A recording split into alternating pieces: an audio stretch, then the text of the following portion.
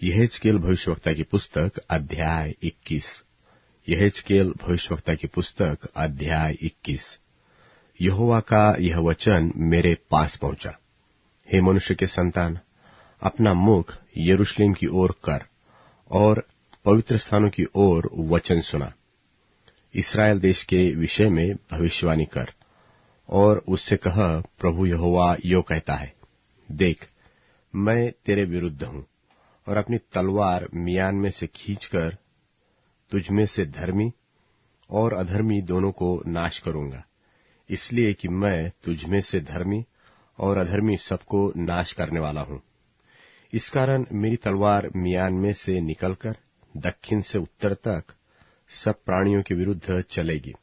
तब सब प्राणी जान जाएंगे कि यहोवा ने मियान में से अपनी तलवार खींची है और वह उसमें फिर रखी न जाएगी। सो हे मनुष्य के संतान, तू आह मार, भारी खेद कर और टूटी कमर लेकर लोगों के सामने आह मार। और जब वे तुझसे पूछें कि तू क्यों आह मारता है, तब कहना, समाचार के कारण, क्योंकि ऐसी बात आने वाली है कि सबके मन टूट जाएंगे और सबके हाथ ढीले पड़ेंगे, सबकी आत्मा बेबस और सबके घुटने निर्बल हो जाएंगे। देखो, ऐसी ही बात आने वाली है और वह अवश्य पूरी होगी। परमेश्वर यहोवा की यही वाणी है। फिर यहोवा का यह वचन मेरे पास पहुंचा। हे मनुष्य के संतान, भविष्यवाणी कर और कह, परमेश्वर यहोवा यो कहता है, देख, सान चढ़ाई हुई तलवार और झलकाई हुई तलवार, वह इसलिए सान चढ़ाई गई कि उससे घात किया जाए और इसलिए झलकाई गई कि बिजली की नाई चमके। तो क्या हम हर्षित हो? वह तो यहोवा के पुत्र का राजदंड है और सब पेड़ों को तुच्छ जानने वाला है। और वह झलकाने को इसलिए दी गई कि हाथ में ली जाए, वह इसलिए सान चढ़ाई और झलकाई गई कि घात करने वालों के हाथ में दी जाए। हे मनुष्य के संतान, चिल्ला और हाय हाय कर, क्योंकि वह मेरी प्रजा पर चला चाहती है, वह इस्राएल के सारे प्रधानों पर चला चाहती है। मेरी प्रजा के संग वे भी तलवार के वश में आ गए। इस कारण तू अपनी छाती पीट, क्योंकि सचमुच उसकी जांच हुई, और यदि उसे तुच्छ जानने वाला राजदंड भी न रहे तो क्या? परमेश्वर यहोवा की यही वाणी है। सो हे मनुष्य के संतान, भविष्यवाणी कर और हाथ पर हाथ दे मार और 3 बार तलवार का बल दुगुना किया जाए। वह तो घात करने की तलवार वरन बड़े से बड़े के घात करने की तलवार है, जिससे कोठरियों में भी कोई नहीं बच सकता। मैंने घात करने वाली तलवार को उनके सब फाटकों के विरुद्ध इसलिए चलाया है कि लोगों के मन टूट जाए और वे बहुत ठोकर खाए। हाय हाय, वह तो बिजली के समान बनाई गई और घात करने को सान चढ़ाई गई है। सिकुड़कर दाहिनी ओर जा, फिर तैयार होकर बाई ओर मुड़। जिधर भी तेरा मुख हो, मैं भी ताली बजाऊंगा और अपनी जलजलाहट को ठंडा करूंगा। मुझे यहोवा ने ऐसा कहा है। फिर यहोवा का यह वचन मेरे पास पहुंचा।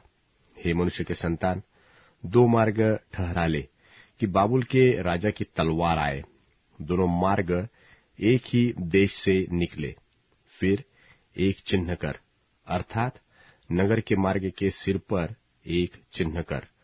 एक मार्ग ठहरा कि तलवार अम्मोनिये के रब्बा नगर पर और यहूदा देश के गढ़वाले नगर यरूशलेम पर भी चले, क्योंकि बाबुल का राजा तिर्मुहा ने, अर्थात दोनों मार्गों के निकलने के स्थान पर भावी बूझने को खड़ा हुआ है।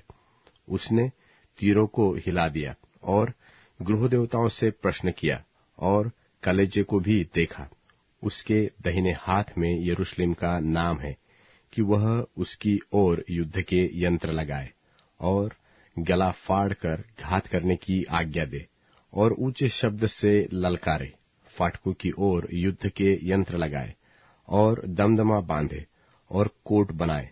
परंतु लोग तो उस भावी कहने को मिथ्या समझेंगे।